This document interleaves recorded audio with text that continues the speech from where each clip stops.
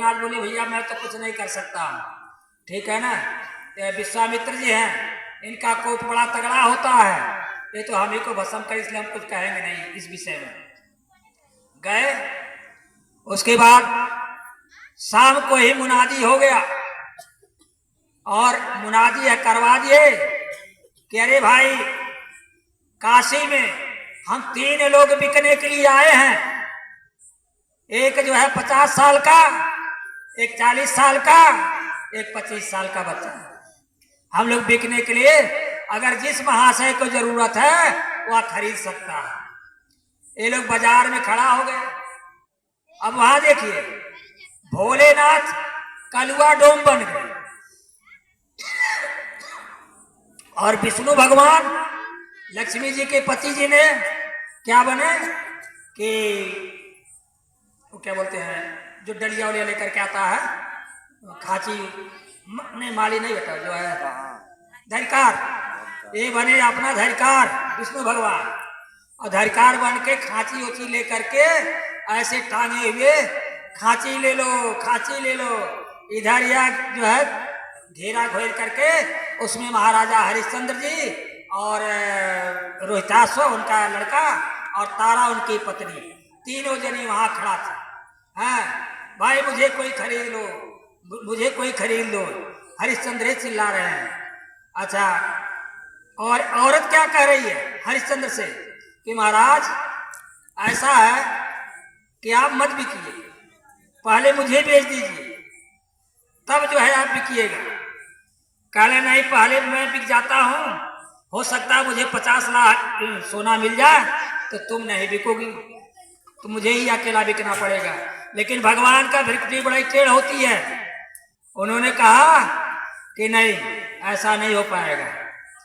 अब वो डलिया वाला आया, विष्णु भगवान बोले भैया कितना दाम है?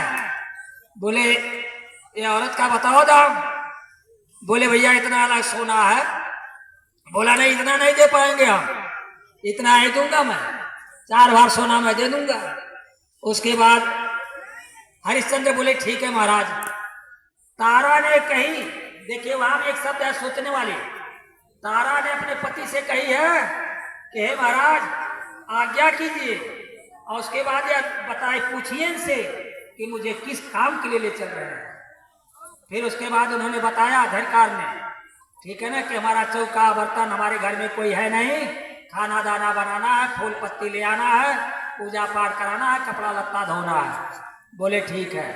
50 बार सोना ले। जब थोड़ी दूर आगे गए तो उसको माँ का ममता, माँ का प्यार किसके ऊपर होता है? बच्चों के ऊपर होता है। अब उन्होंने क्या किया, ताका पीछे तो बच्चा रोना शुरू कर दिया। और जब बच्चा रोना शुरू कर दिया तो माता ने घूम करके वापस आया और उससे कहते हैं डोम से, डलिया वाले से, कि महाराज मैं नहीं खाऊंगा, लेकिन अब मेरे बच्चे का दाम मत दीजिए, लेकिन मेरे बच्चे को मेरे साथ रहने दीजिए, ठीक है ना, मैं अपने खाना में से बच्चे को मैं खिलाऊंगा। बोले ठीक है ले लो अपना बच्चा। बच्चा जब आ गए लेकर के, इधर हरिश्चंद्र अकेले रह गए और इधर जो है बच्चा और उनकी माँ, ये दोनों लोग डलिया वाला धरकार ने लेकर के इनको चल दिया। और किसका रूप थे लोग? पंडित जी के घर था, ठीक। यहाँ तो बन करके आए थे जो है धरकार, लेकिन वो घर था पंडित जी का। अब वहाँ पंडित जी के घर में जब गए, पंडितानी बड़ा खुश हो गई कि आ गए, हमारा नौकर चाकर मिल गया। अब उसके बाद वहाँ तारा का बर्तन माजना, चूल सौंपना, है मतलब हर काम करना, कपड़ा लत्ता धोना, सब कुछ काम जो है तारा करने लगी। और बच्चा जो है खेलता था इधर उधर, तो बच्चे को कहे कि भाई एक काम करो कि बच्चे को भेज दिया करो, फुलवारी से फूल लाया करेगा। जब फूल लाया करेगा बच्चा तो उसमें वो खेलने नहीं जाएगा। बोले ठीक है।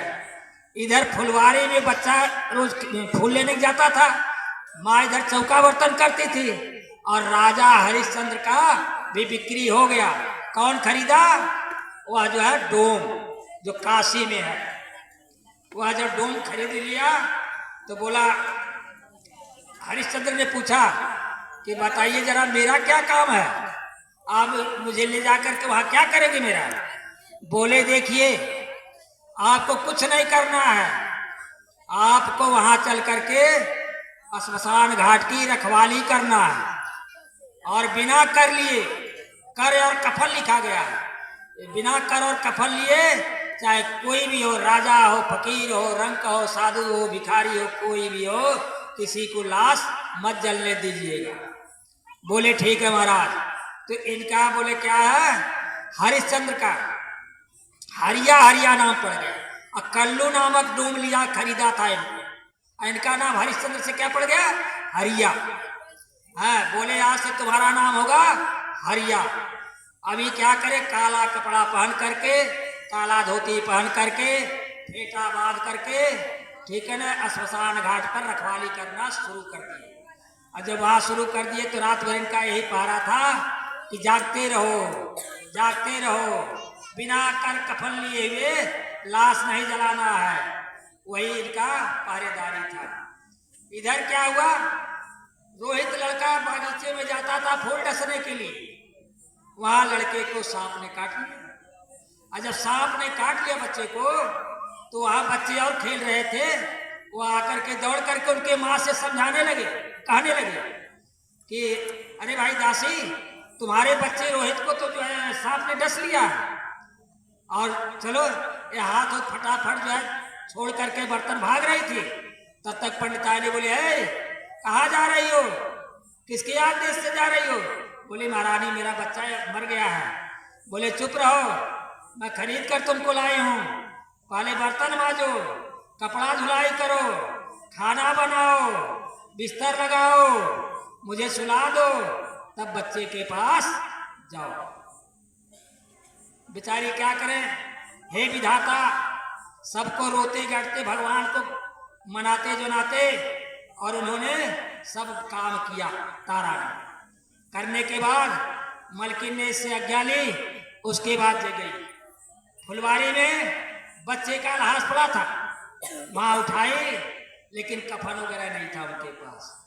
तो आ कहती है, तारा विलाप करती है फुलवारी में,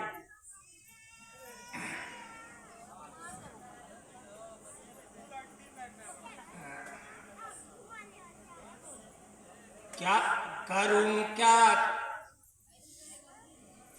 लिए लाश गोदी में, मरघट पे आई, हरिश्चंद्र से बोली न्यों सर झुकाई, बिना कर लिए लाश जलने न दूंगा, हुक्म अपने मालिक का टलने न दूंगा, मेरा लाल मुझे से गया कस किनारा, करो क्या वतन भाग्य फूटा हमारा। यह विलाप करते हुए श्मशान घाट के ऊपर जा रही है।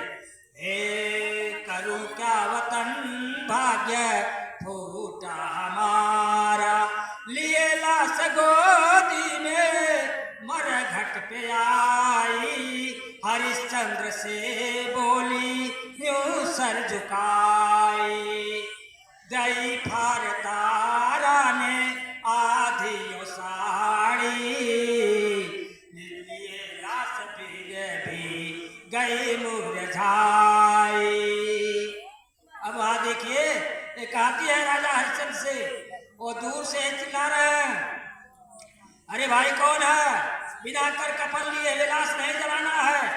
लेकिन तारा भी नहीं पहचान रहे, लेकिन उनके दिमाग में आ गया कि लगता है हमारे पति की आवाज जैसा लग रहा है, और धीरे धीरे नजदीक जाती हैं, देखती है हमारे पति हैं हरिश्चंद्र जी महाराज, लेकिन उनका रूप रंग देख करके वो डोम वाला था, पूरा काला पीला, एकदम भूत भूत हो रखे थे। उन्होंने कहा भाई मैं किसी को नहीं पहचानता। राजा हरिश्चंद्र ने कहा महाराज आपका ही बेटा और रोहिताश्व, और आप नहीं पहचान रहे हैं, इनको सांप ने नाग ने डस लिया है, इसलिए ये मर गए हैं, इनको तो अपने हाथ से नहीं तो हमारे हाथ से तुम खाग्नि देने दीजिए। बोले नहीं, ठीक है ना, बिना कर लिए लाश जलने न दूं अपने मालिक का जलने न दूंगा। राजा हरिश्चंद्र ने यह जवाब दे दिया कि मैं नहीं जलने दूंगा, चाहे कोई कितना प्रयत्न करे। उसके बाद तारा ने अपना साड़ी जो फाड़ दी और फाड़ करके उसी में बच्चे को लपेट दी। जब लपेट करके जब वहां रख दी तब जो है प्रभु से देखिए दर्द तो था सबको, माता और पिता को दोनों लोग को दर्द था, लेकिन वह अपने सत्यवादी हरिश्चंद्र जिसका नाम पड़ा था अपने सत्य से अडिग नहीं हो रहे थे कि नहीं मैं कुछ भी नहीं असत्य पर चलूंगा। उसके बाद इन्होंने जलाया, जलाने के बाद जैसे जलाया वैसे विष्णु भगवान फूल वर्षा करना शुरू कर दिए। जब फूल वर्षा करना शुरू कर दिए तो बोले महाराज आपका बहुत कठिन परीक्षा हुआ, जरा बच्चे को बुलाओ। तारा ने कही आप कैसी बातें करें महाराज, तारा कही रोहितास कहाँ से आएगा, वो तो जल करके राखी हो गया। बोले नहीं तुम बुलाओ। तो 3 बार जो है बुलाई है तारा, बेटा रोहितास, बेटा रोहितास।